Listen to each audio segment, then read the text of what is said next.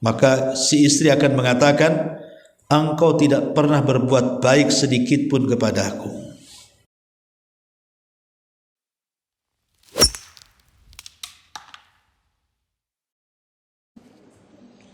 Kita mulai. Bismillahirrahmanirrahim. Assalamualaikum warahmatullahi wabarakatuh. Alhamdulillah wassalatu wassalamu ala Rasulillah wa ala alihi wa sahbihi wa mawalah wa la hawla wa la quwwata illa billahi wa ba'du. Kita lanjutkan kembali kajian kita, masih membahas dosa-dosa besar, dan kita masuk pada poin ke-70, kufur nikmat.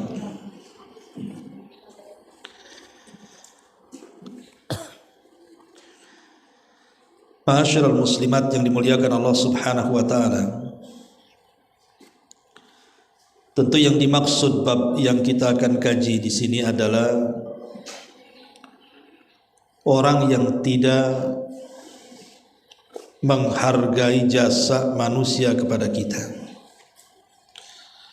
sehingga terjatuh kepada kufur nikmat. Baik, kita baca dulu baru kita jabarkan sedikit. Al-Imam Adz-Dzahabi rahimahullahu ta'ala dalam bab ini membawakan beberapa dalil. Pertama, firman Allah Subhanahu wa ta'ala, Allah Subhanahu wa ta'ala berfirman, anishkurli wali walidaika, bersyukurlah kepadaku dan bersyukurlah kepada kedua orang tuamu. Kemudian Nabi SAW bersabda, la yashkurullaha man la yashkurun nasa, tidak akan bersyukur kepada Allah orang yang tidak bersyukur kepada manusia. Kemudian beliau katakan, sebagian ulama salaf mengatakan kufur nikmat termasuk di antara dosa-dosa besar, dan sebagai bentuk mensyukuri nikmatnya dapat dilakukan dengan balasan atau dengan memanjatkan doa kepada orang yang telah berjasa kepada kita.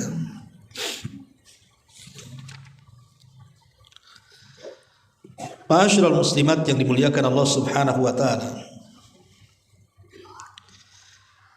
Nabi SAW telah banyak mencontohkan kepada kita bagaimana beliau tidak pernah melupakan jasa manusia. Satu hari Nabi SAW pulang dari peperangan, kemudian kehabisan bekal bersama beberapa para sahabatnya. Akhirnya kemudian Nabi SAW pun singgah di seorang nenek dari nenek-nenek Yahudi yang tinggal di perbatasan Madinah. Kemudian Nabi SAW minta dijamu, dan nenek itu pun menjamu Nabi SAW. Tentu sebagai balas budi Nabi, sebagaimana sabdanya di sini, man la yashkurun nas lam yashkurillah. Orang yang tidak bersyukur kepada manusia tentu tidak dikatakan bersyukur kepada Allah. Jadi Nabi bicaralah dengan nenek ini dan mengatakan, "Nek, engkau sudah berbuat baik kepada kami, memberi tempat singgah dan makanan untuk kami. Kira-kira kalau seandainya engkau meminta sesuatu, sebutkan permintaan, nanti aku kirim setelah aku sampai di kota Madinah." Tiba-tiba nenek ini mengatakan, "Aku menghendaki seorang budak yang bisa membantu kehidupanku." Kata Nabi SAW, ada lagi. Dia mengatakan, aku ingin kendaraan semacam unta agar aku tidak berjalan kaki. Kemudian kata Rasul, ada lagi nek, kata nenek ini, aku ingin seekor serigala supaya bisa menjaga kambing-kambingku. Kemudian Rasul mengatakan, ada lagi nek. Kemudian nenek ini menyebutkan ingin ini, ingin itu, macam-macam. Nabi heran, kenapa kemudian nenek ini meminta banyak sesuatu kepada Nabi SAW. Maka Rasul mengatakan, nek, lemahkah engkau untuk menjadi seorang nenek-nenek yang pernah ada di zaman Bani Israel? Karena nenek ini kan Yahudi, jadi diingatkan tentang seorang nenek di zaman Bani Israel. Sahabat yang melihat dan mendengar itu bertanya kepada Rasul, maksud anda wahai Rasul menyebutkan nenek Bani Israel itu maksudnya apa? Maka Nabi SAW mengatakan, dulu di zaman Nabi Musa, ketika Nabi Musa itu membawa Bani Israel dari Mesir ke Palestina, tersesat jalan. Kemudian orang-orang yang berakal dari murid-murid pilihan Musa mengingatkan bahwa kenapa kita sampai tersesat jalan? Karena kita lupa membawa jasad Nabi Yusuf. Karena Nabi Yusuf pernah berwasiat agar jasadnya dikubur di Palestina. Akhirnya kemudian Nabi Musa mengatakan, di mana kuburannya? Maka dikatakan tidak ada yang tahu kuburannya kecuali seorang nenek dari nenek-nenek Bani Israel. Akhirnya kemudian didatangilah nenek tersebut. Kemudian Nabi Musa meminta ditunjukkan di mana kuburannya. Tapi nenek ini mengatakan, oh tidak bisa. Ada ongkos untuk aku tunjukkan di mana kuburnya. Kata Nabi Musa, apa ongkosnya? Maka nenek ini mengatakan, jadikan aku temanmu di sorga. Jadikan aku temanmu di sorga. Langsung terdiam Nabi Musa. Hanya menunjukkan di mana kuburan Nabi Yusuf. Hadiahnya agar nenek ini jadikan teman dia di sorga. Akhirnya Nabi Musa terdiam sampai turun Jibril dan memberitahu bahwa Allah Subhanahu wa taala sudah mengijabah permintaan nenek itu. Maka Musa pun mengatakan, baik, Allah sudah menghendaki itu dan engkau akan menjadi temanku di sorga. Sekarang tunjukkan di mana kuburannya. Akhirnya kemudian ditunjukkan kuburannya, kemudian digali dan jasadnya Nabi Yusuf pun dibawa ke Palestina dan dikubur di sana. Jadi Nabi SAW mengingatkan kepada nenek itu, nek, kalau sudah nenek-nenek itu jangan banyak permintaan, minta sorga gitu maksudnya. Kok mintanya aneh-aneh kan itu ya. Tapi syahidnya di sini adalah Nabi tidak pernah melupakan kebaikan orang. Itulah yang dikatakan, siapa yang tidak bersyukur kepada manusia, maka dia tidak bersyukur kepada Allah Azza wa Jalla. Ini satu kisah. Kisah yang lain, ketika Nabi SAW selesai perang Hunain kalau tidak salah, kemudian dibagilah harta rampasan perang, dilebihkan orang-orang Ansor dibandingkan orang-orang Muhajirin dibandingkan orang-orang Ansor. Jadi penduduk Mekah itu dapat banyak harta rampasan perang, sementara penduduk Madinah itu tak banyak dapat, sehingga kemudian menimbulkan kecemburuan. Diutuslah pemimpin Khazraj namanya Sa'ad bin Ubadah menghadap Rasul. Dan Rasul tahu, langsung mengatakan setelah ada laporan dari Sa'ad bin Ubadah bahwa ada kekecewaan di raut muka orang-orang Ansor karena pembagian harta rampasan perang. Kenapa orang-orang Muhajirin, terutama yang baru-baru masuk Islam itu diberikan bagian banyak, sementara orang-orang Ansor yang sudah lama ikut Rasul dan berperang tidak dapat kecuali sedikit. Jadi ada yang mengganjal di hati-hati orang-orang Ansor ini. Maka Nabi SAW mengatakan kepada Sa'ad bin Ubadah, kalau begitu kumpulkan orang-orang Ansor, saya ingin berbicara dengan mereka. Maka dikumpulkanlah orang-orang Ansor, tidak ada orang Muhajir, orang Ansor semua. Maka Rasul mulai ceramah. Kata Nabi SAW, aku tahu yang ada di benak pikiran kalian. Kalau seandainya kalian katakan kepadaku, hei Muhammad, dulu engkau terusir dari Mekah, kami orang-orang Ansar yang melindungimu, itu tidak salah, benar. Kalau kalian mengatakan kepadaku, hei Muhammad, dulu engkau miskin, kami yang memberikan kekayaan di kota Madinah, itu juga tidak salah, benar. Dulu engkau terusir, kami yang menampung engkau, ucapan itu juga tidak salah, benar. Tapi kata Nabi SAW, relakah kalian kalau seandainya orang-orang muhajirin itu mereka pulang ke Mekah membawa domba-domba dan juga unta-unta hasil rampasan perang, sementara kalian pulang membawa diriku, milih mana? Milih orang itu pulang bawa kambing, bawa unta dan bawa sapi, atau kalian milih membawa aku? Demi Allah, wahai orang-orang Ansar, seandainya mereka berjalan di jalan yang seandainya mereka berjalan di sebuah jalan dan kalian juga berjalan di sebuah jalan, tentu aku akan berjalan bersama kalian, kata Rasul. Kemudian Nabi SAW juga mengatakan, dulu kalian tersesat, sebab akulah kalian mendapatkan hidayah. Dulu kalian fakir, sebab akulah kalian menjadi kaya. Dan begitu seterusnya. Kemudian orang-orang Ansar pun menangis. Kemudian mereka sadar dan bertobat kepada Allah Subhanahu wa ta'ala. Lihat kata-kata Rasul di awal tadi.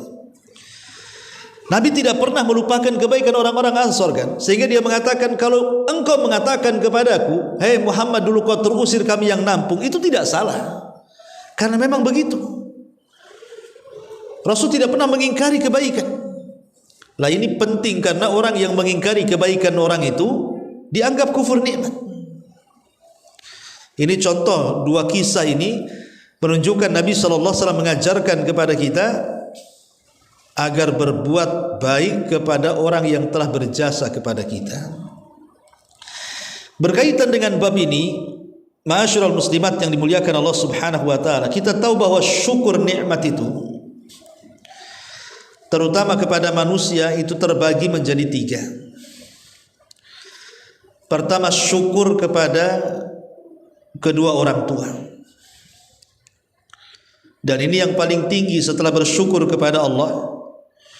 Hendaklah bersyukur kepada kedua orang tua kita. Karena kalaulah bukan karena Allah kemudian mereka orang tua kita, kita tidak akan ada di sini. Tidak akan terlahir pun kita di dunia ini. Artinya bahwa dengan keberadaan mereka, bersyukur kepada Allah Subhanahu wa ta'ala dengan berbuat baik kepada kedua orang tua kita. Cukuplah hentakan nafas ketika melahirkan kita, itu kebaikan yang tidak bisa kita balas. Makanya Allah mengatakan, wa wassaynal insana biwalidayhi hamalathu ummuhu wahnan ala wahnin wa fisaluhu fi amaini anishkurli waliwalidayka ilayyal masir. Dan kami wasiatkan kepada manusia agar berbuat baik kepada kedua orang tuanya yang telah mengandungnya, kelemahan di atas kelemahan, kemudian menyapihnya selama 2 tahun.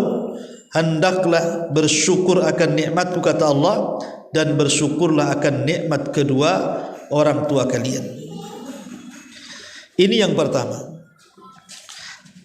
Yang kedua, syukrun nas, bersyukur secara umum kepada manusia. Itulah yang ditunjukkan hadis yang kita bahas di sini, la yashkurullaha man la yashkurun nas. Tidak akan dikatakan bersyukur kepada Allah kalau dia tidak pandai bersyukur kepada manusia. Ini yang kita akan jabarkan nanti agak panjang lebar. Kemudian yang ketiga, syukrul muallim, bersyukurlah kepada guru-guru kita, kepada orang-orang yang sudah mengajarkan ilmu kepada kita, kepada orang yang sudah membimbing kita sehingga kita tidak tersesat, sehingga kita mendapatkan pelajaran agama yang dengan itulah kita mendapatkan hidayah Allah Subhanahu wa ta'ala. Maka banyak-banyaklah mendoakan guru-guru kita agar kita dikatakan bersyukur karena kebaikan mereka kepada kita. Karena bagaimanapun pengetahuan yang diberikan oleh guru-guru kita itu jauh lebih mulia dibandingkan kebaikan manusia biasa kepada kita. Boleh jadi ada teman ibu ngasih pinjaman uang untuk modal. Boleh jadi ada teman ibu bisa ngasih pinjaman untuk membeli kebutuhan-kebutuhan dalam rumah dan begitu seterusnya. Tetapi orang yang memberikan jasa, memberikan ilmu, memberikan petunjuk, menyampaikan petunjuk taufik Allah kepada kita, itu jauh lebih berharga. Maka doakan guru-guru kita supaya mereka dijaga oleh Allah Subhanahu wa taala, dan kalau seandainya Allah takdirkan mereka sudah tiada, maka semoga Allah Subhanahu wa taala memberikan rahmat kepada mereka. Ma'asyiral muslimat yang dimuliakan Allah Azza wa Jalla, baik, kita akan fokus kepada pembahasan yang kedua, syukrun nas. Bersyukur karena kebaikan manusia. Hadis-hadis tentang bersyukur kepada kebaikan manusia, kan syukur itu terbagi menjadi dua, ya, syukur kepada Allah dan syukur kepada manusia. Adapun syukur kepada manusia terbagi tiga, tadi saya sudah katakan. Lah, nikmat yang Allah Subhanahu wa taala anugerahkan kepada kita itu ada dua jenis. Nikmat yang Allah anugerahkan kepada kita itu ada dua jenis. Jenis yang pertama tidak ada kaitan dengan manusia. Sama sekali tidak ada kaitan dengan manusia. Memang itu kebaikan Allah kepada kita. Seperti Allah Subhanahu wa taala menciptakan kita, memberikan kesehatan kepada kita, oksigen yang kita hirup hari-hari ini yang tidak harus bayar gitu ya. Itu kan nikmat. Kita bisa memandang, kita bisa mendengar, kita bisa berpikir, kaki bisa melangkah, tangan bisa bergerak, hati bisa merasa dan begitu seterusnya. Itu sebuah nikmat, harus disyukuri dan tidak boleh dikufuri. Kemudian yang kedua, ada nikmat itu wasilahnya manusia. Jadi ada nikmat itu wasilahnya tetap dari Allah, cuman Allah menjadikan sebab kita mendapatkan nikmat itu lewat orang lain, lewat manusia. Lah, yang inilah yang kita akan bahas, bahwa kalau ada nikmat Allah yang kemudian sampai kepada kita lewat perantara manusia, maka kita harus bersyukur kepada manusia yang menghantarkan nikmat Allah itu kepada kita. Sebab kalau tidak, kita dianggap kufur nikmat, tidak menghargai jasa manusia. Ma'asyiral muslimat yang dimuliakan Allah Subhanahu wa taala, disebutkan oleh Imam Al-Khattabi dalam syarahnya ketika memberikan catatan kepada la yashkurullaha man la yashkurun nas, tidak akan dikatakan bersyukur kepada Allah kalau belum bisa bersyukur kepada manusia. Apa maknanya? Kata beliau, qala Al-Khattabi, berkata Imam Al-Khattabi rahimahullahu ta'ala, anna man kana tab'uhu wa 'adatuhu kufran ni'matan nas wa taraka syukra lima'rufihim kana min 'adatihi kufran ni'matillahi azza wa jal wa tarki syukri lahu. Kana min 'adatihi kufranu ni'matillahi wa tarku syukri lahu. Kata beliau, orang yang tabiatnya, orang yang kebiasaannya kufranu ni'matin nas, anna man kana tab'uhu wa 'adatuhu kufranu ni'matin nas. Jadi barang siapa yang tabiat dan kebiasaannya itu adalah mengkufuri nikmat manusia, wa tarku syukri, dan juga meninggalkan syukur lima'rufihim, karena kebaikan mereka, maka kana min adatihi kufranu ni'matillahi wa tarku syukri lahu, maka kebiasaannya juga pasti dia akan kufur akan nikmat Allah dan tidak akan bersyukur kepada nikmat Allah. Jadi al-jaza min jinsil amal. Balasan itu sesuai dengan balasannya. Jadi orang yang tidak pernah bersyukur, berbuat baik kepada orang yang berbuat baik kepada kita, Bu. Umpamanya ibu punya tetangga baik sama ibu. Tetangga itu baik, suka nolong ibu. Tapi giliran kemudian dia butuh pertolongan, ibu tak mau nolong. Maka biasanya orang yang tidak pernah menghargai jasa orang, itu kebanyakan dia pun tidak pernah bersyukur akan nikmat Allah biasanya. Begitu maksudnya. Saya ulangi bahwa kalau seandainya contoh nih, ibu punya suami sudah lelah letih cari pekerjaan, dari pagi sampai sore sampai malam pun cari uang untuk membayar rumah, mungkin cicilan rumah, mungkin cicilan apalah kan semuanya, termasuk makan, minum, sekolah dan anak-anak, dan banyaklah istilahnya kebaikan suami itu kepada ibu. Tapi ibu tidak pernah bersyukur. Lah biasanya orang yang tidak bersyukur kepada kebaikan orang itu, maka dia juga tidak akan pernah bersyukur kepada nikmat Allah yang jelas-jelas Allah berikan nikmat kepadanya. Itulah yang kemudian ditakutkan makna hadis seperti itu. Ya. Ma'asyiral muslimat yang dimuliakan Allah Subhanahu wa taala, karena orang yang bersyukur kepada orang yang berbuat baik kepada kita itu bagian daripada akhlak, Bu. Bagian daripada makarimul akhlak, akhlak yang baik. Akhlak yang baik. Makanya sebaik-baik bersyukur kalau ibu mendapatkan kebaikan orang lain, minimalnya, Bu, ibu katakan jazakillah khairan. Doakan semoga Allah membalas kebaikan kepadamu.